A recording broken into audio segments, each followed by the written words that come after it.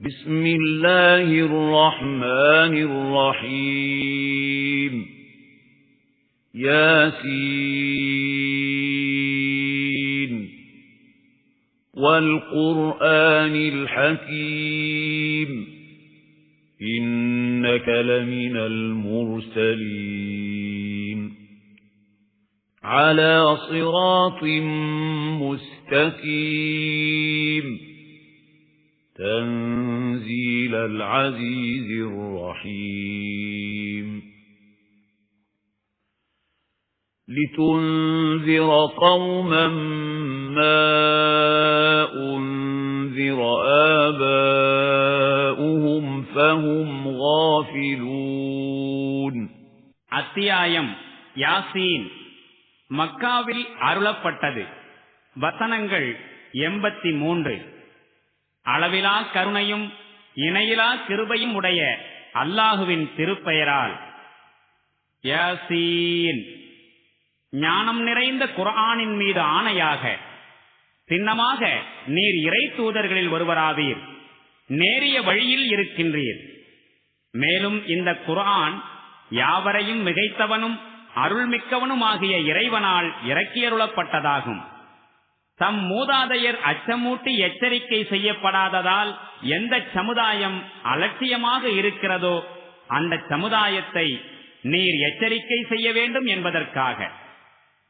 لقد حق القول على أكثرهم فهم لا يؤمنون. إنا جعلنا في أعناقهم أغلالا فهي إلى الأذقان فهم مقمحون. وجعلنا من بين أيديهم سدا ومن خلفهم سدا فأغشيناهم فهم لا يبصرون. وسواء عليهم أأنذرتهم أم لم تنذرهم لا يؤمنون. إنما تنذر من اتبع الذكر وخشي الرحمن بالغيب فبشره بمغفرة وأجر كريم. அவர்களில் பெரும்பாலோர் தண்டனைக்குரிய தீர்ப்புக்கு ஆளாகிவிட்டனர். எனவே அவர்கள் நம்பிக்கை கொள்வதில்லை. நாம் அவர்களின் கழுத்துகளில் விலங்குகளை பூட்டியுள்ளோம். அவை அவர்களின் முகவாய்க்கட்டைகள் வரை நெருக்கப்பட்டிருக்கின்றன. அதனால் அவர்கள் தலை நிமிர்ந்து நிற்கின்றார்கள். மேலும் நாம் அவர்களுக்கு முன்னால் ஒரு தடுப்பையும் அவர்களுக்கு பின்னால் ஒரு தடுப்பையும் எழுப்பி அவர்களை மூடிவிட்டிருக்கின்றோம். இனி அவர்களுக்கு எதுவும் புலப்படுவதில்லை. அவர்களுக்கு எல்லாமே ஒன்றுதான். நீர் அவர்களை அச்சமூட்டி எச்சரித்தாலும் சரி, எச்சரிக்காவிட்டாலும் சரி, அவர்கள் நம்பிக்கை கொள்ள மாட்டார்கள். யார் அறிவுரையை பின்பற்றி நேரில் காணாமலே ரஹ்மானுக்கு, கருணைமிக்க இறைவனுக்கு அஞ்சுகிறாரோ அவருக்குத்தான் நீர் எச்சரிக்கை செய்ய முடியும். அத்தகையோருக்கு மன்னிப்பும் சிறப்பான கூலியும் இருக்கிறதென்று நற்செய்தி கூறுவீராக. إِنَّا نَحْنُ نُحْيِي الْمَوْتَى وَنَكْتُبُ مَا قَدَّمُوا وَآثَارَهُمْ وَكُلَّ شَيْءٍ أَحْصَيْنَاهُ فِي إِمَامٍ مُبِينٍ. சின்னமாக நாமே மரணமடைந்தவர்களை ஒரு நாள் உயிர்ப்பிப்போம். அவர்கள் செய்தவற்றையும் நாம் குறித்துக் கொண்டே இருக்கின்றோம். அவர்கள் விட்டுச் சென்ற சுவடுகளையும் பதிவு செய்து கொண்டிருக்கின்றோம். மேலும் நாம் ஒவ்வொன்றையும் ஒரு தெளிவான பதிவேட்டில் கணக்கிட்டு குறித்து வைத்துள்ளோம். وَاضْرِبْ لَهُم مَّثَلًا أَصْحَابَ الْقَرْيَةِ إِذْ جَاءَهَا الْمُرْسَلُونَ إذ أرسلنا إليهم 2 فكذبوهما فعززنا بثالث فقالوا إنا إليكم مرسلون قالوا ما أنتم إلا بشر مثلنا وما أنزل الرحمن من شيء إن أنتم إلا تكذبون قالوا ربنا يعلم إنا إليكم لمرسلون وما علينا إلا البلاغ المبين قالوا إنا تطيرنا بكم لئن لم تنتهوا لنرجمنكم وليمسنكم منا عذاب أليم قالوا طائركم معكم أئن ذكرتم بل أنتم قوم مسرفون மேலும் ஓர் ஊர் மக்களிடம் தூதர்கள் வந்தபோது நிகழ்ந்த சம்பவத்தை உதாரணமாக இவர்களுக்கு எடுத்துக் கூறுவீராக. நாம் அவர்களிடம் 2 தூதர்களை அனுப்பிய போது அவர்கள் அவ்விருவரையும் பொய்யர்கள் என தூற்றினார்கள். பிறகு நாம் 3ஆமவரை அனுப்பி அவ்விரு தூதர்களுக்கு உதவினோம். அத்தூதர்கள் அனைவரும் அம்மக்களை நோக்கி, உண்மையில் நாங்கள் உங்களிடம் இறை தூதர்களாய் அனுப்பப்பட்டுள்ளோம் என கூறினார்கள். நீங்கள் எங்களைப் போன்ற மனிதர்களே என்று வேறிலர். மேலும் கருணைமிக்க இறைவன் எதையும் இறைத்து வைக்கவில்லை. நீங்கள் வெறும் பொய்யே கூறுகின்றீர்கள் என்று அந்த ஊர் மக்கள் கூறினார்கள். தூதர்கள் கூறினார்கள், சின்னமாக நாங்கள் உங்களிடம் தூதர்களாக அனுப்பப்பட்டுள்ளோம் என்பதை எங்கள் அதிபதி நன்கறிகின்றான். மேலும் எங்கள் மீதுள்ள கடமை தூதை தெளிவாய் உங்களிடம் சேர்ப்பித்து விடுவதைத் தவிர வேறில்லை. அதற்கு அவ்வூர் மக்கள், நாங்களோ உங்களை எங்களுக்கு ஏற்பட்ட அபசகுணமாக கருதுகின்றோம். நீங்கள் இந்த அழைப்பிலிருந்து விலகிக் கொள்ளாவிட்டால் நிச்சயமாக நாங்கள் உங்களை கல்லால் அடிப்போம். மேலும் நீங்கள் எங்களிடமிருந்து அவசியம் துன்பமிகு தண்டனை பெறுவீர்கள் என கூறலானார்கள். அதற்கு அத்தூதர்கள், உங்களுடைய அவசகுணம் உங்களோடுதான் இருக்கிறது. உங்களுக்கு நல்லுரை கூறப்பட்டதற்காகவா நீங்கள் இவ்வாறெல்லாம் பேசுகிறீர்கள்? உண்மை யாதெனில் நீங்கள் வரம்பு மீறிய மக்களாவீர் என பதிலளித்தார்கள். وَجَاءَ مِنْ أَقْصَى الْمَدِينَةِ رَجُلٌ يَسْعَى قَالَ يَا قَوْمِ اتَّبِعُوا الْمُرْسَلِينَ اتَّبِعُوا مَنْ لَا يَسْأَلُكُمْ أَجْرًا وَهُمْ مُهْتَدُونَ. இதற்கிடையில் நகரத்தின் ஒரு கோடியிலிருந்து ஒருவர் விரைந்து வந்து கூறினார், என் சமூகத்தவரே, இறை தூதர்களை பின்பற்றுங்கள். எவர்கள் உங்களிடம் யாதொரு கூலியையும் கேட்கவில்லையோ, மேலும் எவர்கள் நேர்வழியில் இருக்கிறார்களோ அவர்களையே நீங்கள் பின்பற்றுங்கள். وَمَا لِيَ لَا أَعْبُدُ الَّذِي فَطَرَنِي وَإِلَيْهِ تُرْجَعُونَ أَأَتَّخِذُ مِن دُونِهِ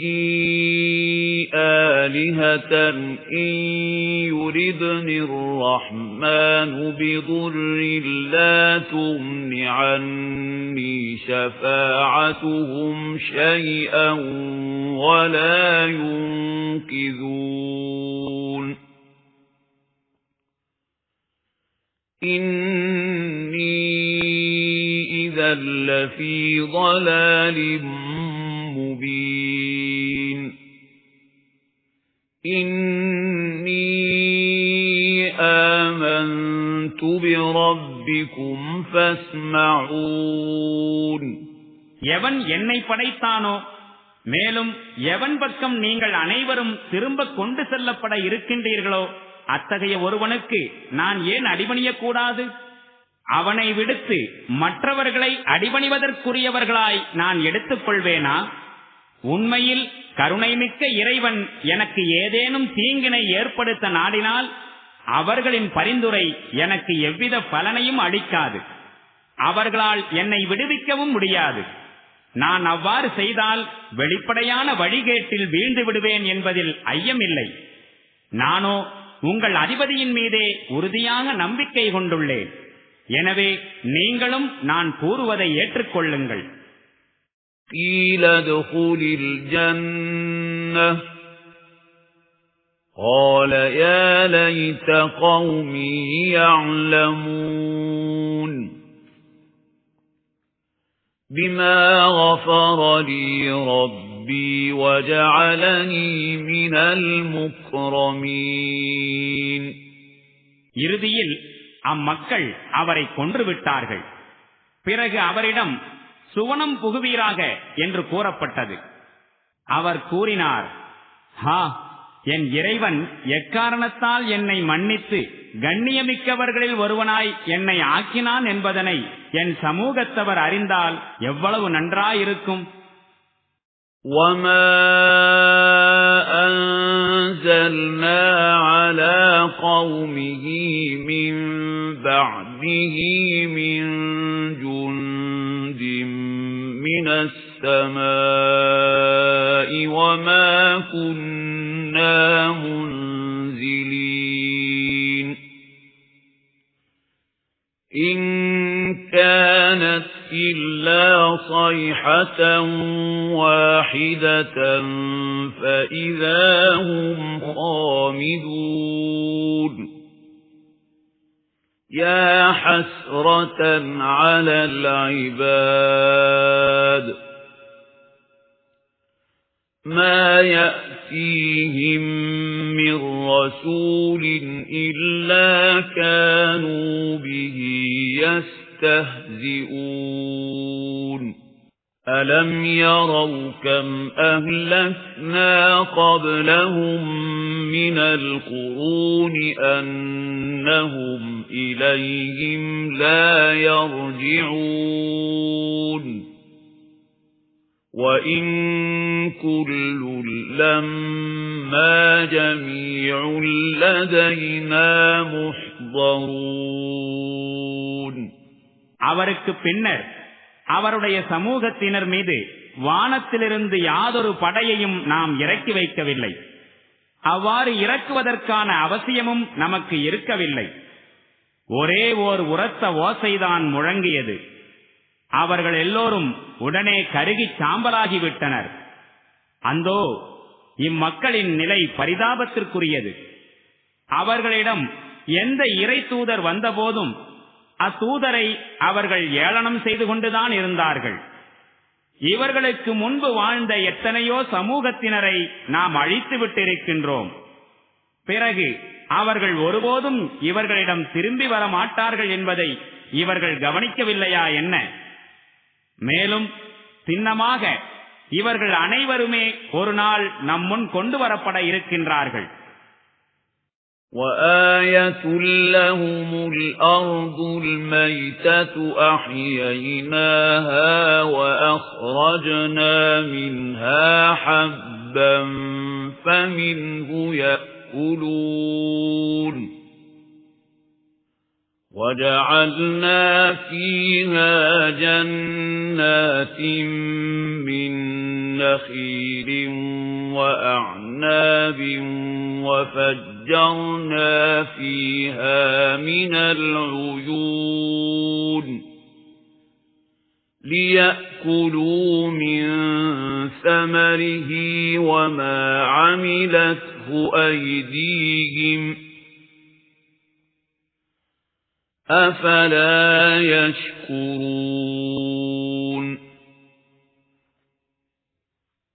سُبْحَانَ الَّذِي خَلَقَ الْأَزْوَاجَ كُلَّهَا مِمَّا تُنبِتُ الْأَرْضُ وَمِنْ أَنفُسِهِمْ وَمِمَّا لَا يَعْلَمُونَ உயிரற்ற பூமி அவர்களுக்கு ஒரு சான்றாகும். நாம் அதற்கு உயிர் கொடுத்து அதிலிருந்து தானியத்தை வெளிப்படுத்தினோம். அதிலிருந்து அவர்கள் புசிக்கிறார்கள். மேலும் நாம் இதில் பேரீச்சை மற்றும் திராட்சை தோட்டங்களை உண்டாக்கினோம். மேலும் இதில் நீரூற்றுகளை பீரிட்டழச் செய்தோம். இதன் கனிகளை அவர்கள் உண்பதற்காக. இவை அனைத்தும் அவர்களுடைய கைகள் உருவாக்கியவை அல்லவே? பிறகு ஏன் அவர்கள் நன்றி செலுத்துவதில்லை? மிகவும் தூய்மையானவன், எல்லா வகையான ஜோடிகளையும் படைத்திருப்பவன்.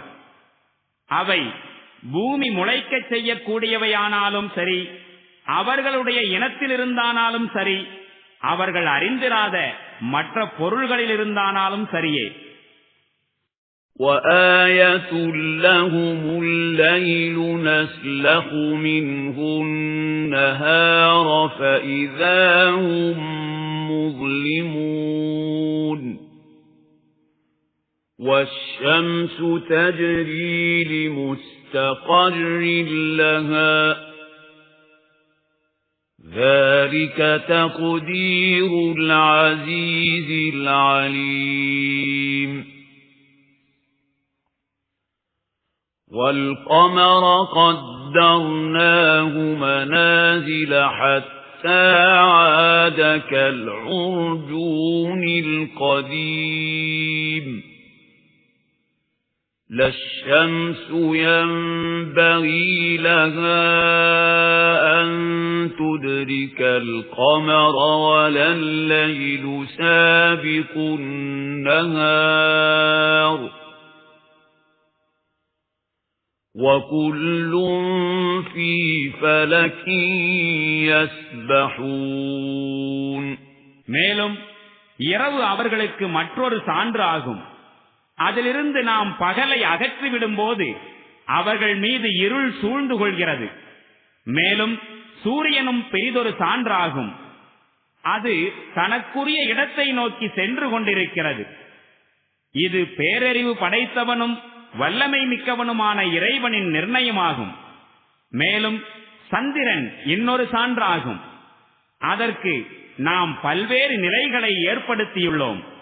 எதுவரையெனில் அது அவற்றையெல்லாம் கடந்து உலர்ந்து வளைந்து போன பேரீச்சங்காம்பு போல் மீண்டும் ஆகிவிடுகிறது. சூரியன் சந்திரனை சென்றடைய முடியாது. மேலும் இரவு பகலை முந்திவிட முடியாது. ஒவ்வொன்றும் தத்தமது மண்டலங்களில் நீந்திக் கொண்டிருக்கின்றன. وَآيَةٌ لَهُمْ أَنَّا حَمَلْنَا ذُرِّيَّتَهُمْ فِي الْفُلْكِ الْمَشْحُونِ وَخَلَقْنَا لَهُم مِّن مِّثْلِهِ مَا يَرْكَبُونَ وَإِن نَّشَأْ نُغْرِقْهُمْ فَلَا صَرِيخَ لَهُمْ وَلَا هُمْ يُنقَذُونَ إِلَّا رَحْمَةً مِنَّا وَمَتَاعًا إِلَى حِينٍ மேலும் நிரம்பிய பெரிய தோணியில் நாம் அவர்களின் வழித்தோன்றல்களை ஏற்றியதும் அவர்களுக்கு ஒரு சான்றாகும். பிறகு அவர்கள் ஏறி செல்லக்கூடிய அதை போன்றவற்றையும் அவர்களுக்காக நாம் படைத்திருக்கின்றோம். மேலும் நாம் நாடினால் அவர்களை மூழ்கடித்து விடுவோம். அப்போது அவர்களுடைய முறையீடுகளை கேட்பவர் எவரும் இருக்க மாட்டார். அவர்கள் எந்த வகையிலும் மீட்கப்படவும் மாட்டார்கள். ஆயினும் நம்முடைய கருணையே அவர்களை காப்பாற்றுகிறது. மேலும் ஒரு குறிப்பிட்ட காலம் வரை வாழ்க்கையை அனுபவிக்க அவர்களுக்கு அவகாசம் அளிக்கின்றது. وَإِذَا قِيلَ لَهُمُ اتَّقُوا مَا بَيْنَ أَيْدِيكُمْ وَمَا خَلْفَكُمْ لَعَلَّكُمْ تُرْحَمُونَ وَمَا تَأْتِيهِمْ مِنْ آيَةٍ مِنْ آيَاتِ رَبِّهِمْ إِلَّا كَانُوا عَنْهَا مُعْرِضِينَ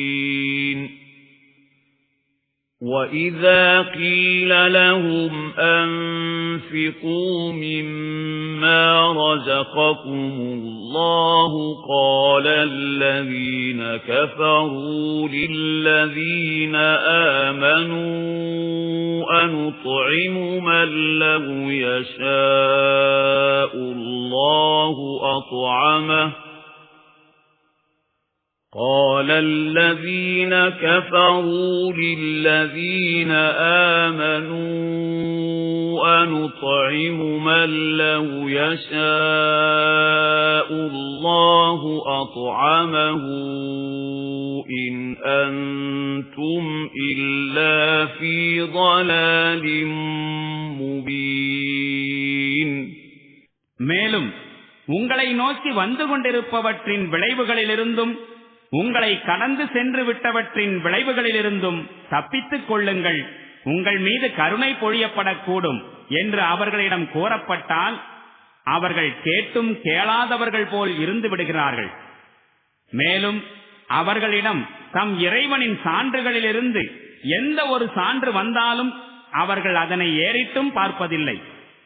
மேலும் அல்லாஹ் உங்களுக்கு வழங்கிய அருட்பேறுகளிலிருந்து இறைவழியிலும் பிறருக்கு செலவழியுங்கள் என்று அவர்களிடம் கூறப்பட்டால் இறை நிராகரிப்பாளர்கள் நம்பிக்கை கொண்டவர்களை நோக்கி கூறுகின்றார்கள், நாங்கள் அவர்களுக்கு உணவளிப்பதா? அல்லாஹ் நாடியிருந்தால் அவர்களுக்கு அவனே உணவளித்திருப்பானே. சின்னமாக நீங்கள் முற்றிலும் வழி பிறழ்ந்து விட்டிருக்கிறீர்கள். وَيَقُولُونَ مَتَى هَذَا الْوَعْدُ إِن كُنتُمْ صَادِقِينَ مَا يَنظُرُونَ إِلَّا صَيْحَةً وَاحِدَةً تَأْخُذُهُمْ وَهُمْ يَخِصِّمُونَ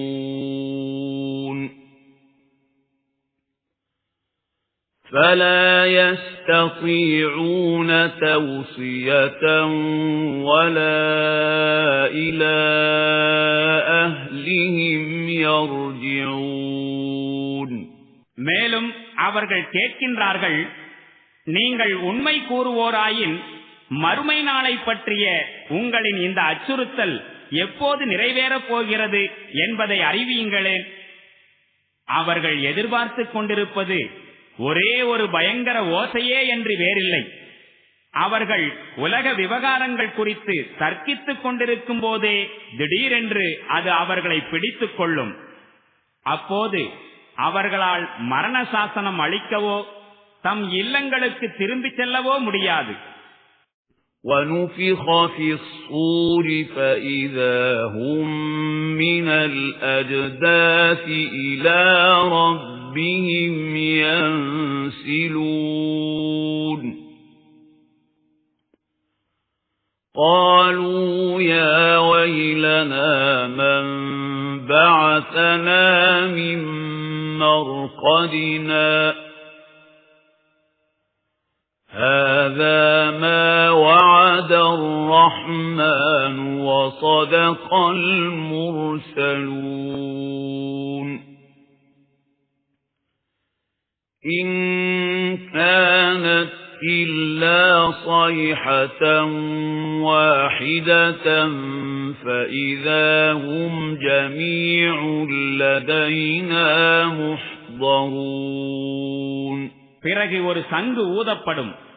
அப்பொழுது உடனே அவர்கள் தத்தம் அடக்கத்தலங்களிலிருந்து தம் இறைவனை நோக்கி விரைந்து வருவார்கள். அவர்கள் திகிலடைந்தவாறு கேட்பார்கள், அந்தோ எங்கள் பரிதாபமே, நாங்கள் உறங்கிக் கொண்டிருந்த இடத்திலிருந்து எங்களை எழுப்பியவர் யார்? அப்போது கருணைமிக்க இறைவன் வாக்களித்திருந்தது இதுவேயாகும். இறை தூதர்களின் வாக்கும் உண்மையாகிவிட்டது என்று பதில் சொல்லப்படும். அது ஒரே ஓர் உரத்த ஓசையாகத்தான் இருக்கும். அக்கணம் அவர்கள் அனைவருமே நம்முன் கொண்டு வரப்படுவார்கள். فَالْيَوْمَ لَا تُظْلَمُ نَفْسٌ شَيْئًا وَلَا تُجْزَوْنَ إِلَّا مَا كُنتُمْ تَعْمَلُونَ إِنَّ أَصْحَابَ الْجَنَّةِ الْيَوْمَ فِي شُغُلٍ فَاكِهُونَ هُمْ وَأَزْوَاجُهُمْ فِي ظِلَالٍ عَلَى الْأَرَائِكِ مُتَّكِئُونَ لَهُمْ فِيهَا فَاكِهَةٌ وَلَهُمْ مَا يَدَّعُونَ سَلَامٌ قَوْلًا مِّن رَّبٍّ رَّحِيمٍ وَامْتَازُوا الْيَوْمَ أَيُّهَا الْمُجْرِمُونَ أَلَمْ أَعْهَدْ إِلَيْكُمْ يَا بَنِي آدَمَ أَلَّا تَعْبُدُوا الشَّيْطَانَ إِنَّهُ لَكُمْ عَدُوٌّ مُبِينٌ وَأَنِ اعْبُدُونِي هَذَا صِرَاطٌ مُسْتَقِيمٌ وَلَقَدْ أَضَلَّ مِنكُمْ جِبِلًّا كَثِيرًا أَفَلَمْ تَكُونُوا تَعْقِلُونَ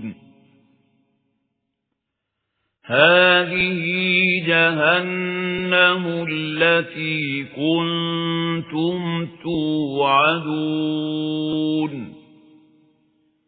اصْلَوْهَا الْيَوْمَ بِمَا كُنتُمْ تَكْفُرُونَ இன்று எவர் மீதும் இம்மியளவும் அநீதி இழைக்கப்பட மாட்டாது.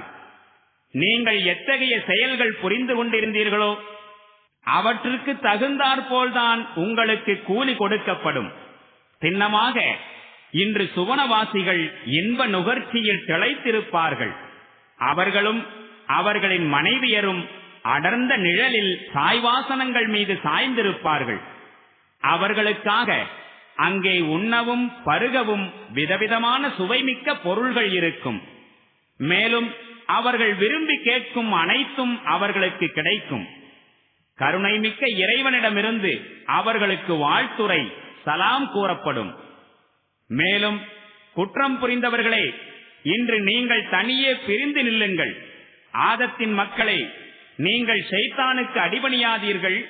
அவன் உங்களுடைய வெளிப்படையான பகைவன் என்றும் எனக்கே அடிபணியுங்கள், இதுவே நேரான வழி என்றும் நான் உங்களுக்கு அறிவுறுத்தி இருக்கவில்லையா? அவ்வாறிருந்தும் அவன் உங்களில் பெரும்பாலான மக்களை சின்னமாக வழி பெறலச் செய்து விட்டான். நீங்கள் அறிவு பெற்றவர்களாய் இருக்கவில்லையா? எதனை குறித்து நீங்கள் அச்சுறுத்தப்பட்டு வந்தீர்களோ அந்த நரகம் இதுவேயாகும். நீங்கள் உலகில் சத்தியத்தை நிராகரித்து வந்ததன் விளைவாக இன்று அதன் எரிபொருளாகுங்கள். الْيَوْمَ نَخْتِمُ عَلَى أَفْوَاهِهِمْ وَتُكَلِّمُنَا أَيْدِيهِمْ وَتَشْهَدُ أَرْجُلُهُم بِمَا كَانُوا يَكْسِبُونَ இன்று அவர்களுடைய வாய்களுக்கு நாம் முத்திரை வைத்து விடுவோம். உலகில் அவர்கள் எவற்றை சம்பாதித்துக் கொண்டிருந்தார்கள் என்று அவர்களின் கரங்கள் நம்மிடம் சொல்லும். அவர்களின் கால்களும் சாட்சி பகரும். وَلَوْ نَشَاءُ لَطَمَسْنَا عَلَى أَعْيُنِهِمْ فاستبقوا الصراط فأنى يبصرون ولو نشاء لمسخناهم على مكانتهم فما استطاعوا مضيا ولا يرجعون ومن نعمره ننكسه في الخلق أفلا يعقلون மேலும் நாம் நாடினால் அவர்களுடைய கண்களை அவித்து விடுவோம். பிறகு அவர்கள் பாதையை நோக்கி விரைந்து வருவார்கள். ஆனால் எவ்வாறு அவர்களுக்கு பாதை புலப்படும்? மேலும் நாம் நாடியிருந்தால் முன்னோக்கி செல்லவும் பின்னோக்கி திரும்பவும் அவர்களால் முடியாதவாறு தம் இருப்பிடத்திலேயே அவர்களை உருமாற்றி விட்டிருப்போம். மேலும் நாம் எவருக்கேனும் நீண்ட ஆயுளை கொடுத்தால் அவருடைய அமைப்பை அடியோடு மாற்றி விடுவோம். இவை அனைத்தையும் பார்த்து அவர்களுக்கு அறிவு வர வேண்டாமா என்ன? وَمَا عَلَّمْنَاهُ الشِّعْرَ وَمَا يَنبَغِي لَهُ إِنْ هُوَ إِلَّا ذِكْرٌ وَقُرْآنٌ مُبِينٌ لِيُنذِرَ مَنْ كَانَ حَيًّا وَيَحِقَّ الْقَوْلُ عَلَى الْكَافِرِينَ மேலும் நபியாகிய இவருக்கு நாம் கவிதை கற்றுக் கொடுக்கவில்லை. அது கவிதை புனைதல் அவருக்கு ஏற்றதுமன்று. சின்னமாக இது ஒரு நல்லுரையாகவும் தெளிவாக ஓதப்படுகின்ற வேதமாகவும் இருக்கின்றது. இதன் வாயிலாக உயிரோடு இருக்கின்ற ஒவ்வொரு மனிதனையும் எச்சரிப்பதற்காகவும் நிராகரிப்பவர்களுக்கு எதிரான ஆதாரம் நிறைவு பெறுவதற்காகவும் தான். أَوَلَمْ يَرَوْا أَنَّا خَلَقْنَا لَهُم مِّمَّا عَمِلَتْ أَيْدِينَا أَنْعَامًا فَهُمْ لَهَا مَالِكُونَ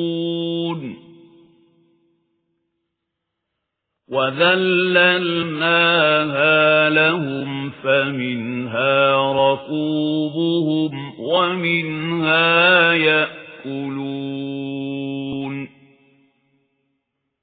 وَلَهُمْ فِيهَا مَنَافِعُ وَمَشَارِبُ أَفَلَا يَشْكُرُونَ وَاتَّخَذُوا مِن دُونِ اللَّهِ آلِهَةً لَعَلَّهُمْ يُنصَرُونَ لَا يَسْتَطِيعُونَ نَصْرَهُمْ وَهُمْ لَهُمْ جُندٌ مُحْضَرُونَ فَلَا يَحْزُنكَ قَوْلُهُمْ إِنَّا نَعْلَمُ مَا يُسِرُّونَ وَمَا يُعْلِنُونَ அவர்கள் கவனிக்கவில்லையா என்ன? சின்னமாக நம் கரங்கள் உருவாக்கியவற்றிலிருந்து அவர்களுக்காக கால்நடைகளை நாம் படைத்துள்ளோம். இப்போது அவர்கள் அவற்றிற்கு உரிமையாளர்களாய் இருக்கின்றார்கள். மேலும் அவற்றை அவர்களுக்கு வசப்படுத்தி கொடுத்துள்ளோம். அவற்றில் சிலவற்றின் மீது அவர்கள் சவாரி செய்கின்றார்கள். மேலும் சிலவற்றின் இறைச்சியை புசிக்கின்றார்கள். மேலும் அவற்றில் அவர்களுக்கு பலவிதமான பயன்களும் பானங்களும் இருக்கின்றன. பிறகும் அவர்கள் நன்றி செலுத்துவோராய் இருக்க வேண்டாமா என்ன? இவ்வாறெல்லாம் இருந்தும் அல்லாஹுவை விடுத்து பிற கடவுள்களை இவர்கள் ஏற்படுத்திக் கொண்டிருக்கிறார்கள். மேலும் தாம் உதவி செய்யப்படலாம் என்று ஆசை கொள்கிறார்கள். அவற்றால் அவர்களுக்கு எந்த உதவியும் செய்ய இயலாது. இதற்கு நேர்மாறாக அம்மக்கள் அவற்றிற்காக தயார் நிலையில் இருக்கும் சேனையாக விளங்குகிறார்கள். இட்டுக்கட்டி பேசும் அவர்களின் பேச்சுக்கள் உம்மை கவலையில் ஆழ்த்திட வேண்டாம். அவர்கள் ரகசியமாகவும் வெளிப்படையாகவும் பேசுபவை அனைத்தையும் சின்னமாக நாம் அறிகின்றோம். أَوَلَمْ يَرَ الْإِنسَانُ أَنَّا خَلَقْنَاهُ مِنْ نُطْفَةٍ فَإِذَا هُوَ خَصِيمٌ مُبِينٌ وَضَرَبَ لَنَا مَثَلًا وَنَسِيَ خَلْقَهُ قَالَ مَنْ يُحْيِي الْعِظَامَ وَهِيَ رَمِيمٌ قُلْ يُحْيِيهَا الَّذِي أَنشَأَهَا أَوَّلَ مَرَّةٍ وَهُوَ بِكُلِّ خَلْقٍ عَلِيمٌ الَّذِي جَعَلَ لَكُم مِّنَ الشَّجَرِ الْأَخْضَرِ نَارًا فَإِذَا أَنتُم مِّنْهُ تُوقِدُونَ أَوَلَيْسَ الَّذِي خَلَقَ السَّمَاوَاتِ وَالْأَرْضَ بِقَادِرٍ عَلَى أَن يَخْلُقَ مِثْلَهُم بَلَى وَهُوَ الْخَلَّاقُ الْعَلِيمُ إِنَّمَا أَمْرُهُ إِذَا أَرَادَ شَيْئًا أَن يَقُولَ لَهُ كُن فَيَكُونُ فَسُبْحَانَ الَّذِي بِيَدِهِ مَلَكُوتُ كُلِّ شَيْءٍ وَإِلَيْهِ تُرْجَعُونَ சின்னமாக நாம் மனிதனை விந்திலிருந்து படைத்திருக்கின்றோம் என்பதை அவன் பார்க்கவில்லையா என்ன? ஆனால் அவ்வாறிருந்தும் நம்மை எதிர்த்து வெளிப்படையாக தர்க்கம் புரிபவனாகிவிட்டான். மேலும் அவன் நமக்கு உவமையை பொருத்துகின்றான். ஆனால் தான் படைக்கப்பட்ட விதத்தை மறந்து விடுகின்றான். மக்கி போய்விட்ட நிலையிலுள்ள இந்த எலும்புகளை உயிர்ப்பிப்பவர் யார் என்று அவன் கேட்கின்றான். அவனிடம் கூறுங்கள், எவன் முதலில் அவற்றை படைத்தானோ அவனே அவற்றை உயிர்ப்பிப்பான். மேலும் அவன் படைப்பு நுட்பம் ஒவ்வொன்றையும் நன்கறிந்தவன். அவனே பசுமையான மரத்திலிருந்து உங்களுக்காக நெருப்பை படைத்தான். இப்போது நீங்கள் அதன் மூலம் தீ பற்ற வைத்துக் கொள்கின்றீர்கள். வானங்களையும் பூமியையும் எவன் படைத்தானோ அவன் அவர்களை போன்றவர்களை படைப்பதற்கு ஆற்றல் பெற்றவன் அல்லவா? ஏன் இல்லை? நன்கு அறிந்த மாபெரும் படைப்பாளன் அவனே. அவன் ஏதாவது ஒரு பொருளை படைக்க நாடினால் அவன் செய்வது ஆகுக என்று அதற்கு ஆணையிடுவதுதான். உடனே அது ஆகிவிடுகின்றது. தூய்மையானவன். ஒவ்வொரு பொருளின் முழு அதிகாரமும் எவனுடைய கரத்தில் உள்ளதோ அவன். மேலும் அவனிடமே நீங்கள் திரும்ப கொண்டு செல்லப்பட இருக்கின்றீர்கள்.